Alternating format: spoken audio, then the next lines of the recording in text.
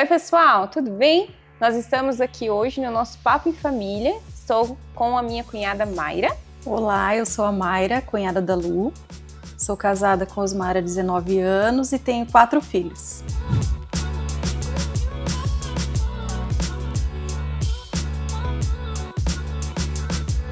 E hoje nós estamos aqui, ambas somos facilitadoras do curso Mulher Única.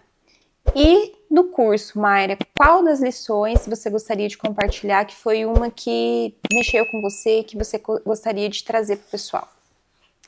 Então, né, Lu, meu primeiro contato com o curso Mulher Única foi lá em 2014. Foi, assim, um choque, foi um confronto de muitas coisas que eu vinha fazendo na minha realidade e que o curso e o livro colocava ali que estava totalmente contra aquilo que eu estava vivenciando na minha casa, né, como mulher, como esposa e como mãe também. Então, foi um confronto ali. Mas o que mais me chamou a atenção foi sobre o livro discorre sobre a crise da fusão. E a crise da fusão é onde o casal, né, especificamente sobre o casamento, que ele precisa se fundir. Assim como em qualquer área da vida, em qualquer aliança, em qualquer grupo que a gente pretende pertencer, a gente precisa ter algo em comum ali com aquele grupo, com aquela pessoa, e num casamento não é diferente. Você precisa se tornar né, com o seu cônjuge para que vocês possam fluir e desenvolver. E para que o casal possa amadurecer junto e desenvolver, eles precisam se fundir. E o que é essa fusão? Essa fusão é o alinhamento de ideias, de perspectivas, de expectativas, é você se alinhar ali. E o que acontece nos casamentos é que às vezes você tem uma idealização de quando você é solteira, a mulher, né, principalmente, ela cria fantasias lá de como que vai ser um casamento, e também porque a gente só conhece uma realidade quando você está dentro dela.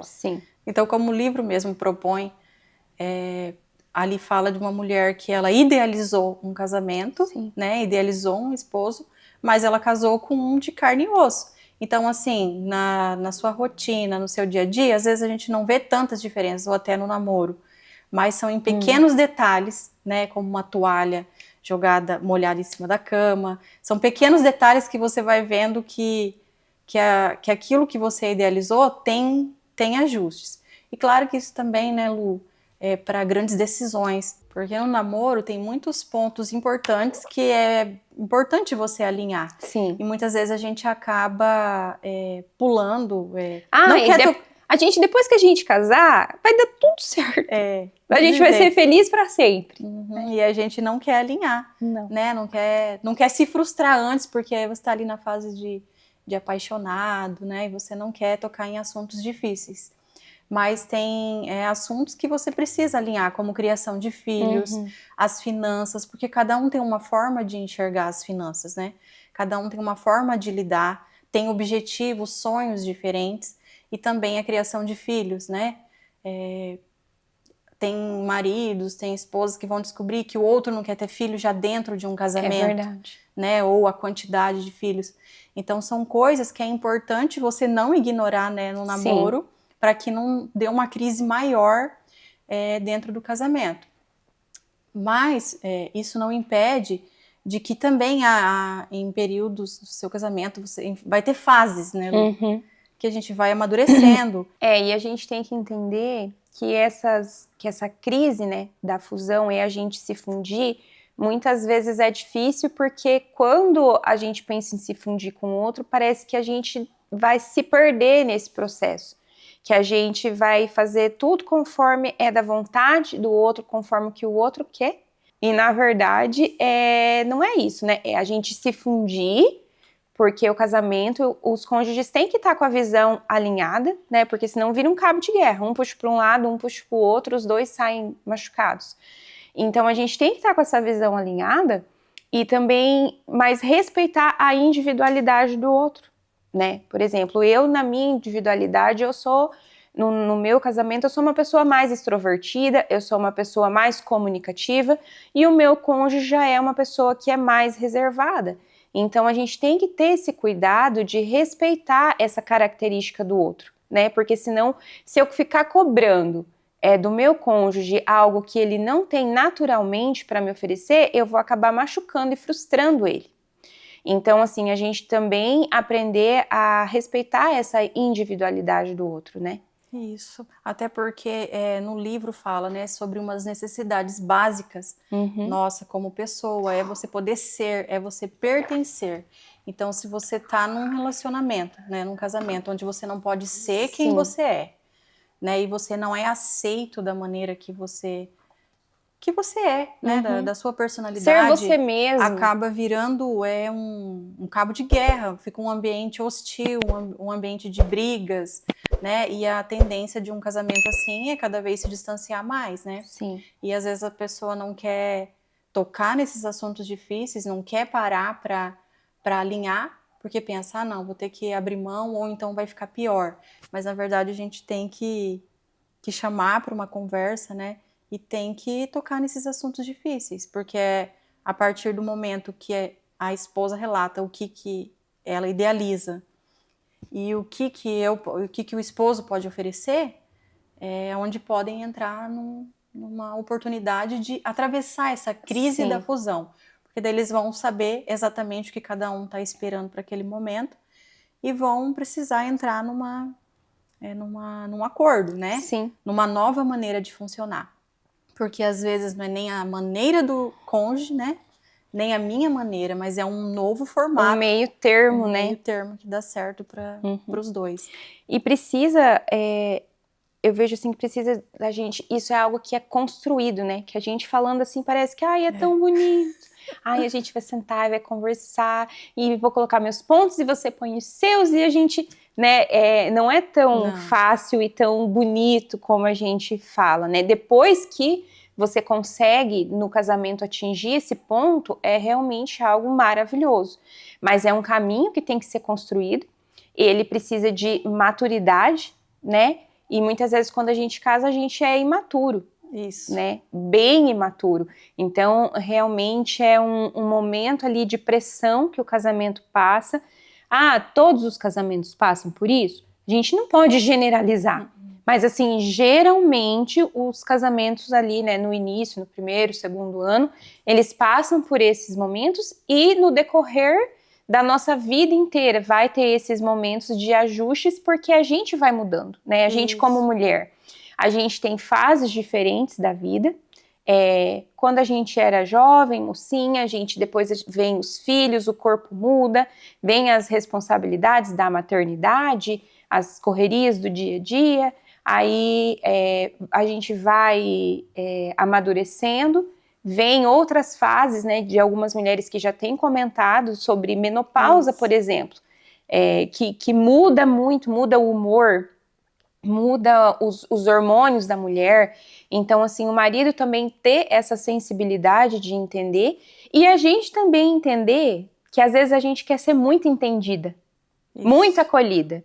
E a gente perceber que o nosso cônjuge também idealizou coisas, que ele também mudou, que ele também precisa ser acolhido, amparado, e realmente que precisa dessa construção no casamento, né? Para ele poder fluir e ser como o Deus fez ele para ser, né? Esse lugar de segurança. Isso. Esse lugar que o meu casamento, ele é um porto seguro, né? Que foi para isso que Deus criou, para que seja esse lugar de segurança, né?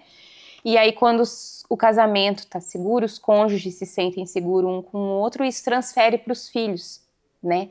Então, a gente tem filhos também que daí estão sarados, curados e se sentem seguros nesse ambiente familiar, né? Então, né, e quando essas crises elas começam a acontecer, é importante que você fala, começa a se lamentar, né? Casei com a pessoa errada, não tô feliz nesse casamento, que geralmente é por esse caminho, né, que a maioria quer tomar, mas vê como uma oportunidade de fusão, né? Porque assim como você comentou, vai ter várias fases, vai vir muitas oportunidades de fusão, Sim, né? E ver isso como algo, uma oportunidade mesmo de amadurecer juntos como casal e não como interromper, né? E também é aquela questão que é tratado em outro curso, né, que a gente tem do Aliança, mas que eu acho que cabe a gente falar aqui nesse meio, que é da gente estar disposto realmente a pagar o preço pelo sucesso desse casamento, né? Isso. Porque hoje, infelizmente, muitas vezes o que a gente vê no reflexo da sociedade onde a gente vive é que as fases são puladas, né? Tem o namoro, que é a fase para a gente conhecer, para a gente conversar, para a gente descobrir se realmente aquela pessoa, ela compactua dos mesmos valores, dos mesmos objetivos de vida. Depois tem a fase do noivado, né? Deveria ter a fase do noivado. Estamos dispostos e nos preparando, né? Nos organizando emocionalmente, financeiramente, para assumir esse passo e termos a vida.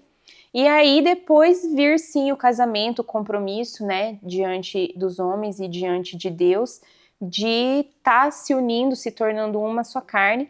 E infelizmente o que a gente vê hoje é que essas fases são puladas. Então geralmente não tem o namoro, não tem o conhecimento, as pessoas já estão indo morar juntas, e aí também o casamento já descartado. Qualquer problema, qualquer situação que tem, eu já não quero mais, já não serve mais para mim, vou procurar outra pessoa que se encaixe com aquilo que eu quero.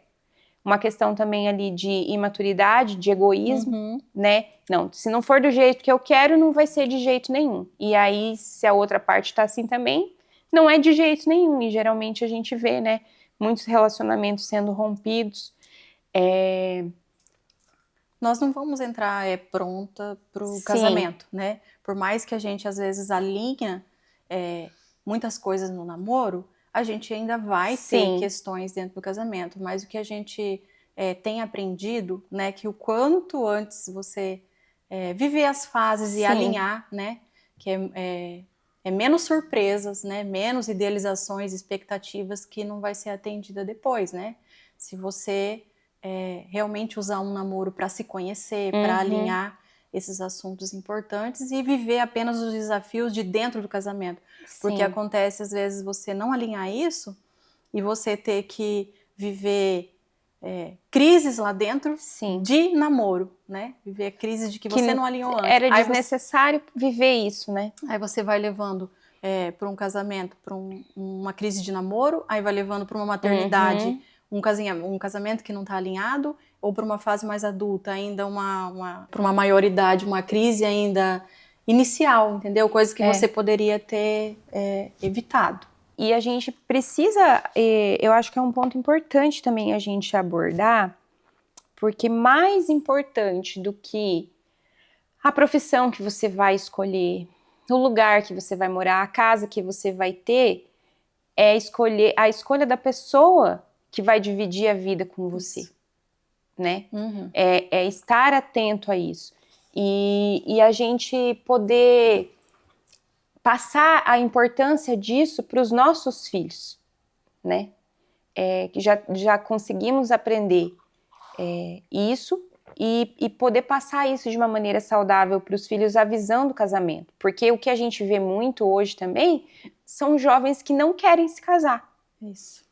Que não querem ter o compromisso do casamento, porque os exemplos que tem muitas vezes são de casamentos adoecidos, de casamentos que não agregaram, que não trouxeram nada de bom.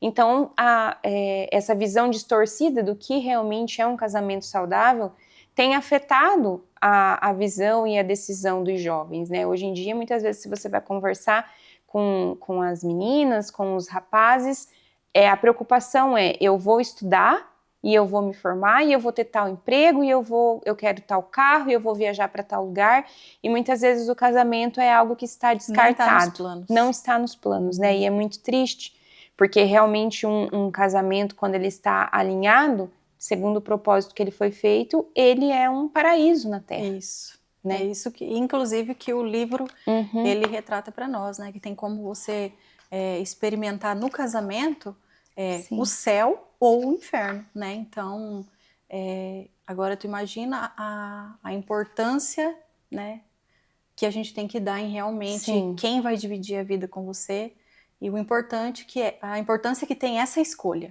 né? Porque às vezes a gente você se apaixona ali, você não avalia, você olha outras coisas, mas não dá a devida importância que é você escolher com quem você vai dividir a sua vida. né? Porque você poder fluir num casamento de amizade, ou então que tem problemas, mas que a pessoa é aberta a amadurecer, Sim. a abrir mão, né? Então, a abrir mão de si mesmo e a viver uma maneira nova do casal. É essa oportunidade bonita Sim. que eu aprendi nessa crise da fusão, né? Nessa lição. Que você tem uma oportunidade de construir uma história junto. A gente fala Sim. isso, né? Sobre construir juntos. E é realmente isso. No matrimônio você tem a oportunidade de construir uma vida juntos, a maneira do casal, Sim. né? Que às vezes traz sim influências da família da esposa, da família do cônjuge, né? Mas é uma nova maneira, é um novo jeito de funcionar, né? E é importante você ser aceito, você poder pertencer, né? Um senso de pertencimento. Essa lição também vai falar muito sobre a identidade nova, né, que a esposa tem, né, e que o marido tem no casamento, e o quanto isso é importante, vocês carregar essa identidade nova com um senso de pertencimento, de você realmente poder ser, na sua individualidade, quem você é. Né? Sim. E outro ponto também que eu gostaria de abordar é que muitas vezes as pessoas casam nessa idealização, eu vou casar para ser feliz. Isso. Então procura o cônjuge segundo o seu padrão. Eu quero um homem que seja assim, assim, assim. E na verdade, o casamento, para ele ser bem sucedido, a gente tem que casar com o intuito de fazer o outro feliz. Isso. Chamar a responsabilidade para nós também, né? Porque se eu estou me preocupando e estou disposta a fazer o meu cônjuge feliz, e ele está preocupado, está disposto em me fazer feliz, aí vai funcionar, porque ambos estão preocupados e estão empenhados no bem-estar do outro, né? Então, se eu cuido do meu cônjuge e ele cuida de mim, os dois estão sendo cuidados e estão sendo felizes. E, infelizmente, o que muitas vezes a gente vê que tem a questão da crise, né? É porque a pessoa tá naquela ânsia, eu quero ser satisfeita, eu quero ser feliz, eu, né? E realmente o casamento, ele tem que estar com a visão, o foco no bem-estar do outro. E é importante também lembrar que às vezes quem entende primeiro é que tem que começar a dar esse passo, né? E isso é difícil. Porque a gente tem receio de começar a plantar, eu vou fazer tanto, né, por ele, para deixar ele feliz, mas e eu? Ele não faz nada por mim. Eu que tenho que fazer tudo nessa casa. Quem aí já não falou isso? Ele não faz por mim, eu vou ter que fazer. Então, mas quem entende primeiro começa a semear, né? Porque nós temos a garantia de que aquilo que a gente semeia, a gente vai colher, né? Então a gente precisa começar a semear, porque quem vai colher isso somos nós, né? Então você começa a semear e isso ele começa a despertar no outro, né? Porque ele começa a ser servido, começa a ser visto de uma nova forma e a pessoa ela começa a ser tocada, né? Por aquilo que ela está recebendo, e isso pode despertar nela o desejo de retribuir, né? E o amor constrange, né? Isso. Às vezes o casal ele acaba se afastando porque é plantada só a cobrança. Isso. E, porque você é isso, mas você é isso. E sempre a acusação, né? É a acusação. E aí isso acaba afastando, porque acaba ferindo, fechando o coração. Mas quando você está disposto a abrir mão de você, semear o amor, esse amor que vai sendo semeado, às vezes no começo o outro nem está entendendo muito o que está acontecendo. Mas quando você realmente começa a semear amor e respeito, aquilo vai constrangendo o outro de uma maneira positiva. E ele acaba, é um processo natural que vai acontecendo, né? O coração um do outro vai se convertendo um para o outro, né? Vai abrindo.